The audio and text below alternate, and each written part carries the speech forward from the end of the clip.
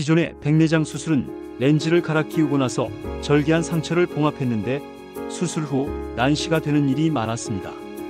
의사 A는 백내장 수술을 할 때 눈의 특정 부위만 절개하고 렌즈를 갈아 끼우면 봉합할 필요 없이 상처가 호전되어 난시 등이 나타나지 않는다는 것을 발견하였고, 이러한 백내장 수술 방법에 대해 특허 신청을 하였습니다.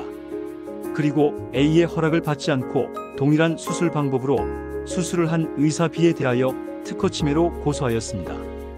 법원은 의사 A의 특허권을 인정해야 할까요? 특허란 발명가에게 일정 기간 동안 기술 발명에 대한 배타적인 권한을 부여하는 대신 새로운 발명의 내용을 세상에 공개하도록 하는 제도입니다.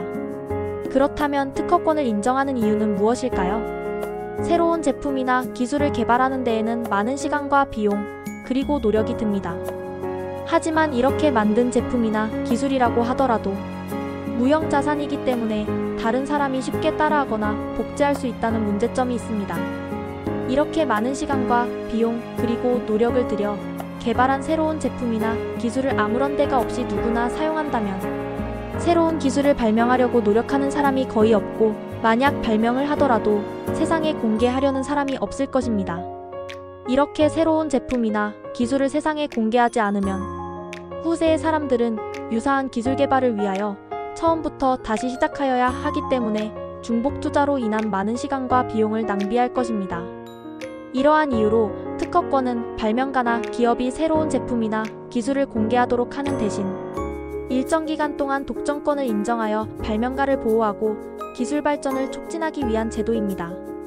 다만 발명가에게 기간에 제한 없이 무한정 독점권을 인정하면 장기적으로는 사회적인 경쟁력이 약화될 수 있기 때문에 일정 기간 동안만 인정합니다. 그리고 이 기간이 종료되면 누구나 제한 없이 해당 기술을 사용할 수 있습니다.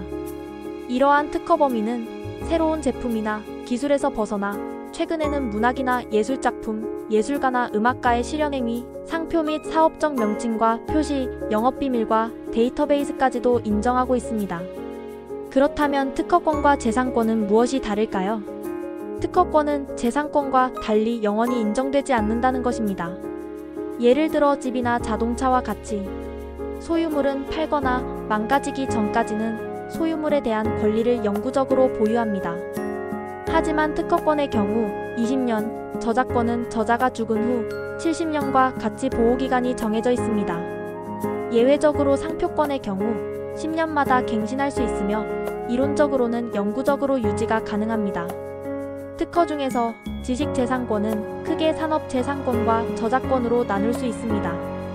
산업재산권이란 산업에 이용되는 무형의 지적 창조물과 식별표지를 보호하는 권리로서 다시 특허권과 실용실안권, 의장권, 상표권으로 나누어집니다. 새로운 기술을 창작한 경우에는 특허권이 부여되고 물품의 형상, 모양, 색채 등 외형에 대한 창작물에는 의장권이 부여됩니다. 상표권이란 상품이나 서비스의 명칭인 상표를 독점할 수 있는 권리이고, 실용실안은 특허에 비해 상대적으로 작은 발명에 주어지는 권리입니다. 저작권이란 창작물을 만든 저작자가 자기 저작물에 대해 가지는 권리로서 음악이나 소설, 시, 영화와 같은 문학이나 예술 분야의 창작물에 부여됩니다.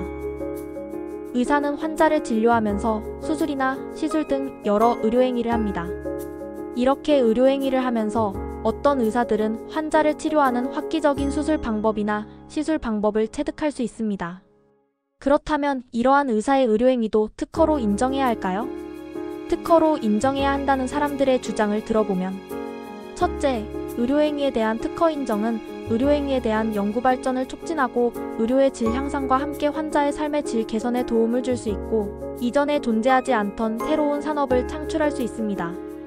둘째, 의료기관들은 경쟁 우위를 확보하고 이윤을 높이기 위하여 독창적인 의료행위를 개발하려고 많은 투자를 할 것이고, 이러한 투자는 새로운 성장 동력이 될 수 있습니다.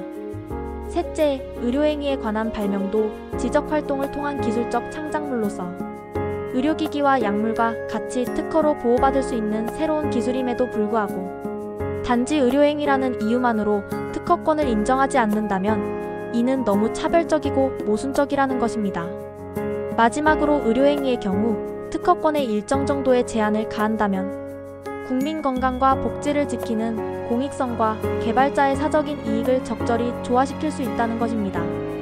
예를 들어 의료행위의 경우 특허로 인정을 하면서 강제로 특허료를 낮게 책정하거나 실시 허락을 받지 못하더라도 환자들에게 사용할 수 있게 하는 방법을 사용한다면 의료행위를 특허로 인정하지 않음으로 발생하는 문제점을 해결하면서도 특허권자와 사용자 이익을 조화시킬 수 있다는 것입니다. 이에 비하여 반대하는 사람들의 주장을 들어보면 첫째, 의료행위는 사람의 생명을 다루기 때문에 특허로 인하여 사용 제한을 받아서는 안 된다는 것입니다. 만약 특허가 있는 수술이나 시술에 대하여 과도하게 높은 실시료를 청구하면 울며 겨자 먹기로 어쩔 수 없이 특허료를 지불해야 하거나 실시료를 지불할 수 없는 사람은 치료를 받지 못할 수 있기 때문입니다. 둘째, 의료기술 특허권을 가진 자와 번잡한 특허료 협상으로 인해 환자의 치료 시기를 놓칠 수도 있습니다.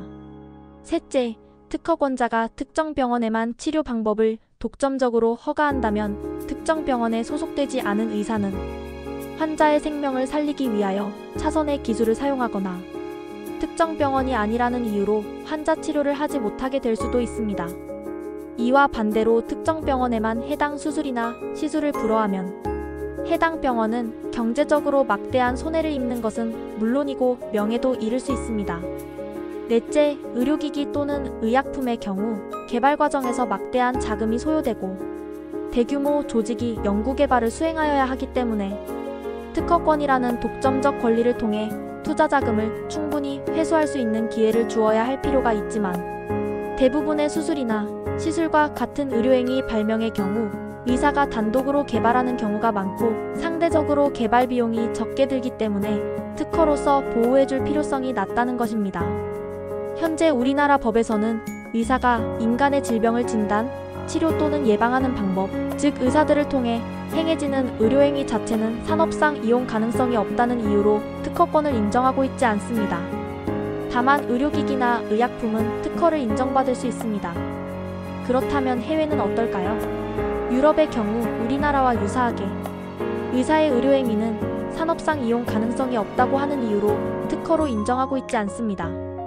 다만 환자 신체를 직접 대상으로 하는 것만이 특허로 인정받지 못하고 체외에서 이루어지는 기술의 경우는 치료가 목적이더라도 특허 대상이 된다고 합니다.